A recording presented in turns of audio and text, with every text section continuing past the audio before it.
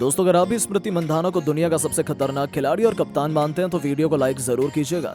दोस्तों, women premiere league के final match में दिल्ली कैपिटल और रॉयल चैलेंजर्स बेंगलोर के बीच खेले गए फाइनल मैच में सुपर ओवर ने रोमांच की सारी हदों को पार कर दिया। जहां दोनों टीमों के बीच ऐसा मुकाबला हुआ जिसकी किसी ने भी कल्पना नहीं की थी। तो आखिर कैसे स्मृति मंधाना और एलिस पेरी की खतरनाक बल्लेबाजी से मुकाबला हुआ बराबरी पर समाप्त। फिर ऐसा क्या हुआ सुपर ओवर में जिसने क्रिकेट के इतिहास को पलट कर रख दिया।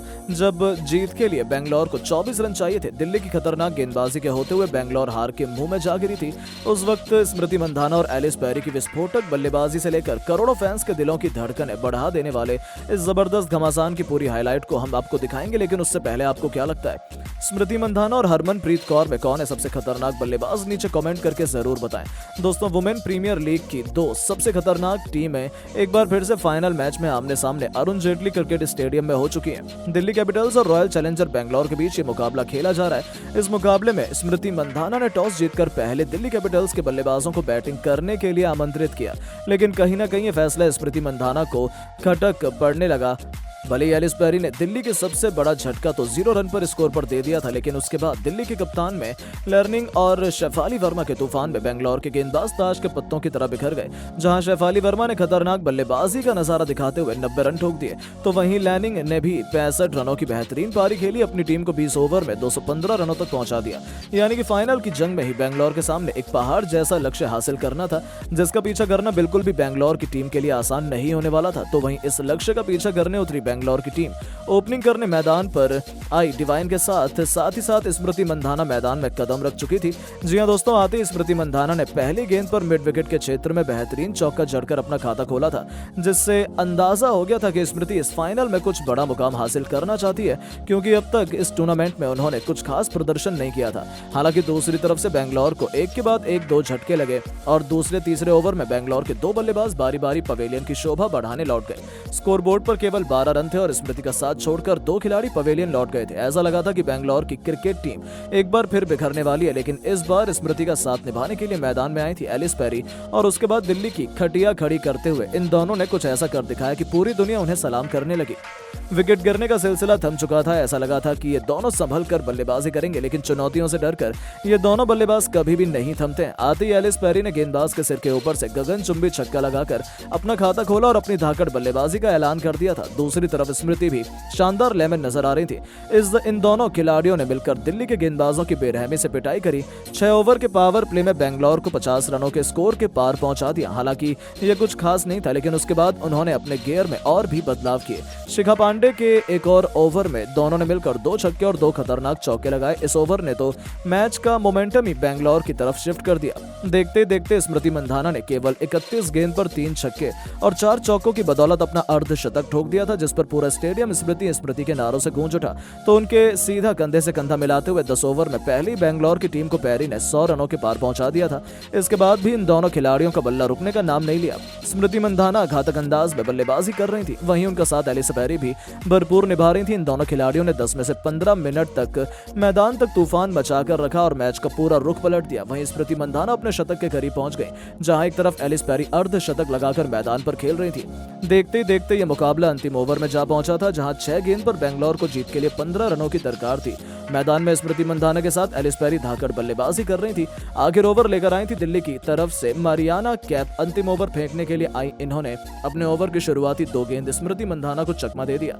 मंधाना एक भी रन नहीं बना पाई, लेकिन फिर स्मृति मंधाना ने मारियाना की गेंद पर लगातार 2 छक्के जड़कर मैच को पूरा रुख पलट दिया। ऐसा लग रहा था बेंगलोर की टीम अभी हम मुकाबला बड़ी आसानी से जीत जाएगी, लेकिन मारियाना शानदार वापसी करते हुए बेंगलोर की टीम को लक्ष्य तक नहीं पहुंचने दिया, बल्कि ये मैच यहीं पर टाई हो गया। दोनों टीमों की सांस अटक गई। अब तो ये मुकाबला सुपर ओवर में जा पहुंचा। एम्पायर ने दोनों कप्तानों से बातचीत कर इस मुकाबले को सुपर ओवर में खेलने का फैसला किया। एक बार फिर दिल्ली को सुपर ओवर में पहले बल्लेबाजी करने का मौका मिल गया। बेंगलोर की तरफ से गेंदबाजी कर रही थी एलिस पेरी, वहीं दिल्ली की तरफ से सुपर ओवर में बल्लेबाजी करने आई शेफाली वर्मा और लर्निंग। इन दोनों बल्लेबाजों ने मिलकर एक बार फिर से बेंगलोर के सामने सुपर ओवर में 15 रनों का लक्ष्य रख दिया। इस बार दिल्ली कैपिटल्स की टीम पूरी तरह से बुलंद हौसले में नजर आ रही थी। उनके सभी खिलाड़ियों को देखकर लग रहा था कि यह मुकाबला बड़ी आसानी से दिल्ली के पक्ष में जा रहा है, लेकिन बेंगलोर की तरफ से सुपर ओवर में एक बार फिर बल्लेबाजी करने आई स्मृति मंधाना और एलिस पेरी। वहीं दिल्ली की तरफ से गेंद लेकर आई मारियाना बेहद ही हौसले से बुलंद नजर आ रही थी। उनके सामने स्ट्राइक स्ट्राइक लेकर स्मृति मंधाना तैयार खड़ी थी। मरियाना की पहली गेंद स्थिति मंधाना ने शानदार कवर ड्राइव लगाकर चौका जड़ दिया। अब बेंगलोर टीम को जीत के लिए 5 गेंद पर 11 रनों की जरूरत थी। मरियाना ने एक बार फिर मैच में शानदार वापसी कराई जब उन्होंने स्मृति मंधाना को लगातार 2 गेंद पर चकमा दे दिया और स्मृति मंधाना ने एक भी रन नहीं बना पाई। अब बेंगलोर को जीत के लिए 3 गेंद पर 11 रनों की जरूरत थी। जब एक बार फिर मरियाना अपने ओवर की चौथी गेंद फेंकने आई तो उस गेंद पर स्मृति मंधाना बाल बाल बच गई। मेरी आन किया यार कर गेंदबाज मंधाना को बिल्कुल भी समझ नहीं आई। अब मैच पूरी तरह से फंस चुका था। दिल्ली कैपिटल्स के पक्ष में जा रहा था। 2 गेंद पर 11 रनों की जरूरत थी, लेकिन हर कोई स्मृति मंधाना से उम्मीद लगाकर बैठा हुआ था। बेंगलोर के खेमे में सन्नाटा छा चुका था। स्टेडियम में बैठे दर्शक भी बेहद शांत थे, लेकिन किसी ने नहीं सोचा था कि स्मृति मंधाना इस प्रकार अपनी टीम को खिताब जिताने वाली है। मरियाना की 5वीं गेंद स्मृति मंधाना ने एम्पायर के ऊपर से शानदार छक्का जड़कर मैच का पूरा रुख पलट कर रख दिया। अब बेंगलोर की टीम 1 गेंद पर 6 रनों की जरूरत थी। ये मैच जीतना बेंगलोर के लिए इतना आसान नहीं होने वाला था, लेकिन स्ट्राइक पर स्मृति मंधाना मौजूद थी, इसीलिए हर कोई इनसे उम्मीद लगाकर बैठा हुआ था। बेंगलोर के फैंस को बेसब्री से खिताब जीतने का इंतजार था। स्मृति मंधाना ने ठीक वही किया। मरियाना की अंतिम गेंद पर महेंद्र सिंह धोनी के अंदाज में हेलीकॉप्टर शॉट खेलकर गेंद को तारामंडल के दर्शन करते हुए स्टेडियम में चौथे स्टैंड में गेंद को भी भेज दिया और इसी के साथ आरसीबी की टीम दिल्ली कैपिटल्स को हराकर फाइनल मैच जीत ली। ये जीत देखकर रॉयल चैलेंजर बेंगलोर का खेमा खुशी से झूम उठा। स्टेडियम में बैठे दर्शक भी बेहद खुश हो गए। तो दोस्तों, देखा आपने किस तरह से सुपर ओवर में रॉयल चैलेंजर बेंगलोर ने दिल्ली कैपिटल्स को हराकर फाइनल मैच जीत लिया। लेकिन दोस्तों, अब आपको क्या लगता है, स्मृति मंधाना और शेफाली वर्मा में कौन है सबसे खतरनाक खिलाड़ी? नीचे कमेंट करके जरूर बताएं। दोस्तों, वुमेन प्रीमियर लीग में मुंबई इंडियंस को हराकर आरसीबी पहुंची फाइनल में, जिसे देखकर केवल पूरा क्रिकेट जगत ही खुशी से नहीं झूम रहा था, बल्कि भारतीय युवा सबसे खतरनाक खिलाड़ी यशस्वी जायसवाल भी खुशी से झूमते हुए स्मृति मंधाना को दे दिया शादी का ऑफर। खुद किया सबसे बड़ा हैरान कर देने वाला खुलासा। तो आखिर क्या सच में यशस्वी जायसवाल करने वाले स्मृति मंधाना से शादी? कब एक दूसरे के साथ शादी के बंधन में बंधेंगे ये क्यूट कपल? क्या कुछ यशस्वी जायसवाल ने शादी को लेकर मंधाना से किया है खुलासा? ये तो हम आपको उनके बयान में ही सुनाएंगे, लेकिन उससे पहले आपको क्या लगता है, यशस्वी जायसवाल और शुभमन गिल में कौन है सबसे खतरनाक बल्लेबाज? नीचे कमेंट करके जरूर बताएं। दोस्तों, वुमेन प्रीमियर लीग का एलिमिनेटर राउंड कल अरुण जेटली स्टेडियम में रॉयल चैलेंजर बेंगलोर और मुंबई इंडियंस के बीच खेला गया। इस रोमांचक मुकाबले में रॉयल चैलेंजर बेंगलोर की कप्तान स्मृति मंधाना ने टॉस जीतकर पहले बल्लेबाजी करने का फैसला किया, लेकिन मुंबई की घातक गेंदबाजी के आगे बेंगलोर की टीम केवल 20 ओवर में 6 विकेट गंवाकर 135 रन बना पाई।